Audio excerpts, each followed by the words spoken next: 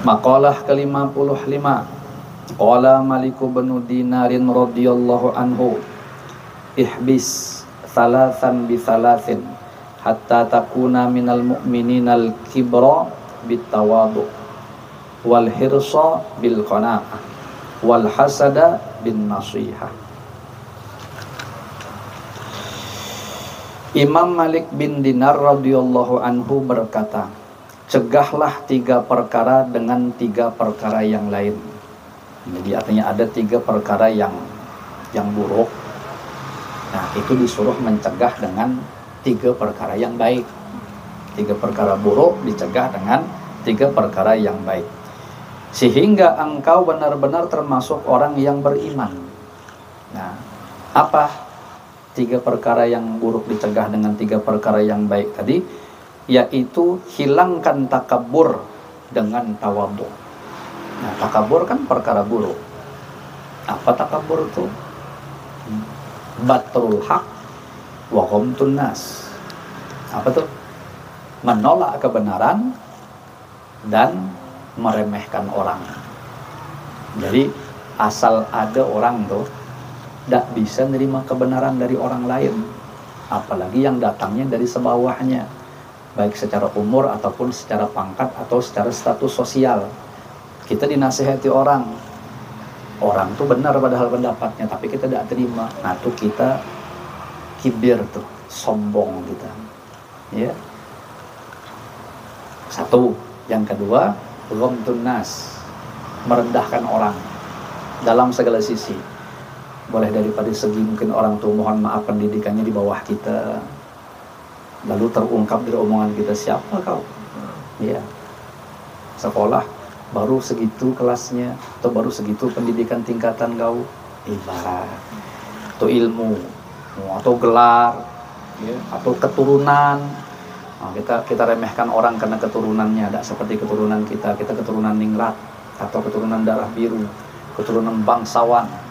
Nah, kita rendahkan keturunan orang, atau pekerjaannya, ya, atau hartanya, apa saja. Kalau sudah bahasa kita merendahkan orang, itu asli sombong. Nah, itu harus dicegah dengan lelawanannya, sifat yang baik. Di sini sebutkan hilangkan takabur dengan tawadhu. Berarti dengan tawadhu. Berarti kalau disesuaikan dengan ta'rif daripada takabur tadi, tawadhu tinggal dibalik, menerima kebenaran dari siapapun datangnya, ya. Kemudian tidak pernah memandang rendah orang, berarti memandang orang lebih tinggi daripada kita dalam segala sisi. Nah, kalau Guru Bahid tuh di dalam kitab Mengenal Al-Asmaul Husna menta'arif, mendefinisikan tawadhu itu adalah seseorang rela diberi kedudukan yang sebawahnya. Jadi misalnya ada kita nih datang ke majelis, lalu kita ini misalnya anggaplah tokoh gitu, atau ketua atau pengurus, ya orang-orang yang biasanya tuh kalau duduk masih di hadapan, ya. Nah, ternyata kita didudukkan di belakang, lalu kita merasa happy saja. Padahal orang sekelas kita ini biasanya duduknya tuh di posisi terhormat. Tapi ternyata kita entah macam mana, macam tak digubris orang, atau boleh jadi kita memang ada yang kosong cuma di belakang, lalu kita dudukkan di situ. Dan hati kita happy, tidak mempermasalahkan itu. Itu tawadhu. Tapi kalau hatinya nyeletuk, wah aku ini mesti bukan di sini, aku tuh di situ. Kayak misal acara pengantenan, itu kan ada bahasa kursi plastik biasa, ada yang di meja bundar tuh. Kita terduduk, apa namanya? PIP ya gitu, entahlah iyalah. Nah, kita duduk di kursi biasa tuh. Lalu kita celetuk dalam hati, maksudnya aku tidak pantas duduk di sini, aku tuh di PIP tadi di meja bundar. Nah, itu sombong tuh berarti dia. Beda kalau dibalik, entah macam mana antum nih didudukkan di PIP tadi. Tapi hati merasa, oh udah pantas aku di sini nih, aku ini tidak ada kelasnya macam ini, aku ini pantas duduk biasa. Nah, itu malah tawadhu.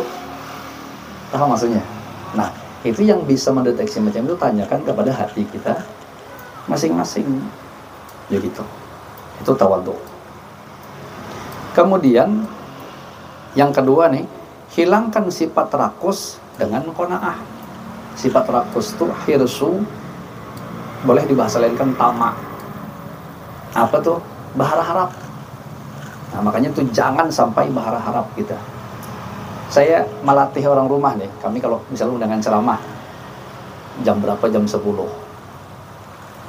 Jam 10 pagi hadir ke tempat acara ceramah. Itu lazimnya biasanya sampai di sana itu biasa kan bukan langsung didatangkan ke masjid, tapi ada rumah andahan. Di rumah andahan itu biasa makan wadai, makan kadang-kadang ada yang langsung disediakan nasi. Sementara kita berangkat dari rumah jam 8. Itu saking melatih jangan sampai berharap di sana tuh. Di perjalanan tuh lapar dak? Lapar. Dosa lah. Nanti di sana kan makan juga. Aida, langsung sekarang gitu singgah. Walau keluar duit. Supaya apa tadi, melatih jangan sampai awak berharap di sana orang menyediakan makan. Nah, itu namanya berharap tamak tuh macam itu. Itu kalau tidak ya, misalnya diikat, nanti di sana makan juga tuh, diseluput sana tuh nanti. Malah yang terjadi. Nah, itu tamak tuh macam itu. Paham ya? Nah, gitulah kira-kira. Nah, jadi jangan berharap dari orang beri kita, ngasih kita, mengasih, jangan. Ya. Nah, macam mana cara menghilangkan tamak itu tadi? Dengan qanaah. Nah, qanaah tadi apa? Di sini tak ada ditarif belum beda. Qanaah itu biasanya puas dengan pemberian Allah yang sedikit. Kalau pemberian Allah banyak, siapa yang tidak puas? Rata-rata puas. Tapi pemberian Allah yang sedikit, diusahakan puas. Dan tidak ada ngincar-ngincar yang lain. Udah cukup ini, seakan-akan gitu. Wah, itu kalau bisa kita seperti itu, qanaah lah namanya. Iya. Ini misalnya nih, kita pergi satu acara maulid atau acara mi'raj, nanti ini kapan-kapan. Sekalinya semuanya dapat nasi bungkus, awak giliran dewean yang tak dapat. Wah, merutuk dah dalam hati itu. Kalau dia merutuk, tak ada qanaah berarti. Maka kadang-kadang tuh lewat aja di depan kita, tapi kita saking baiknya tuh surung. Sekali surung giliran awak tak ada malah. Nah, coba bisa tak memuaskan hati? Ya, kalau bisa memuaskan hati, itu qanaah namanya. Harus bisa. Ya. Nah, kemudian yang terakhir, yang ketiga, hilangkan hasud dengan nasihat. Hasud itu hasad, iri dengki. Apa tuh? Menginginkan hilangnya nikmat dari orang muslim, saudara kita muslimin muslimat. Itu parah sebenarnya. Ada sedikit lebih ringan hasud ini, yaitu merasa berat. Tidak ada dia pengen hilang, tapi asa orang dapat, awak berat rasanya di hati. Nah, itu pun sebenarnya sudah ada bibit hasud namanya. Ya. Nah, jadi kalau dianya ingin orang tuh hilang, itu jelas hasudnya. Tapi kalau dia tidak ingin nikmat itu hilang dari orang, tapi dia kepengen seperti itu juga, itu namanya ghibthah. Tapi ghibthah itu yang bagus dalam dua hal, yaitu di dalam melihat orang lebih dalam harta yang digunakannya untuk kebaikan-kebaikan. Jadi ada orang tuh berharta, dermawan, nyumbang ini, bantu ini, sokong ini, wah pokoknya hampir setiap ada kesempatan kebaikan dia pasti main di situ. Artinya dia berperan memanfaatkan hartanya. Nah, lalu kita kepengenan kayak dia itu juga. Nah, itu ghibthah namanya. Yang kedua, orang yang berilmu, yang mengamalkan ilmunya dia diajarkan pada orang lain. Kalau kita kepengen juga seperti itu, nah itu namanya ghibthah. Tapi kalau selain bidang itu juga kurang bagus ghibthah itu. Nengok orang sugih, nak sugih juga. Sekadar sugihnya cuman tidak ada dalam sisi dermawannya, nak sugih juga. Mungkin pikirnya aku kalau sugih macam dia, aku bisa beli mobil, nanti aku bisa beli rumah, aku nasi, wah segala macam yang ada di dalam otaknya. Segitu cuman dia tak ada nengok orang tuh supaya orang tuh hilang, tapi dia kepengen bisa menikmati kesenangan dunia. Itu yang tidak bagus ghibthahnya. Ya.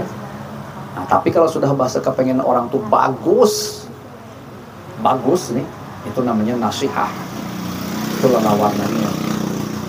Kalau nasihat itu dia mandangnya tidak pandang bulu nih nasihat nih. Kalau orang sudah bagus yang dipandangnya, dia pengen orang yang sudah bagus sih menjadi lebih sempurna kebagusannya. Tapi kalau orang yang dipandangnya ini buruk, kita katakanlah buruk itu maksudnya pendosa atau ahli maksiat, nah dia kepengen orang yang dilihatnya itu berhenti dari maksiatnya, pengen dilihatnya orang itu bertaubat dari maksiatnya, diampuni dosanya. Nah, kita ini namanya orang yang nasihah. Jadi kalau orang sudah nasihah itu ya, tidak ada lagi bahasa kotor di hati, itu tidak ada. Semua kepengenan seluruh umat Rasulullah itu dapatnya baik semuanya. Baik sekarang yang sedang baik ataupun sekarang yang sedang buruk.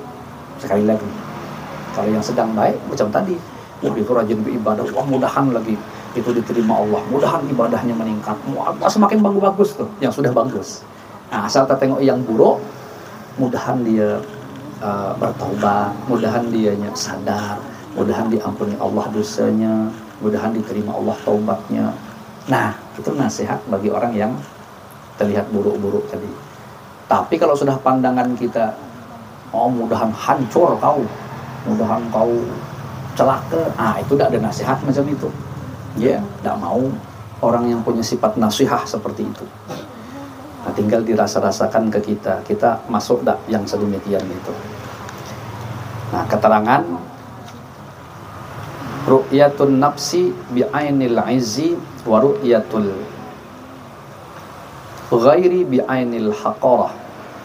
Takabur ialah memandang diri sendiri dengan pandangan bahwa dirinya mulia, gagah, dan memandang orang lain dengan pandangan bahwa orang itu hina atau lemah.